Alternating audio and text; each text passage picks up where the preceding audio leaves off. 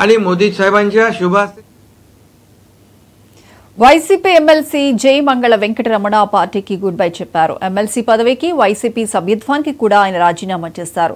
తన రాజీనామా లేఖను మండలి చైర్మన్ మోషన్ రాజుకు పంపారు. కాగా కైకలూరుకు చెందిన వెంకటరమణ గతంలో టీడీపీలో పనిచేశారు. గత ఎన్నికలకు ముందు ఆయన వైసీపీలో చేరి ఎమ్మెల్యే కోటాలో ఎమ్మెల్సీగా ఎన్నికయ్యారు.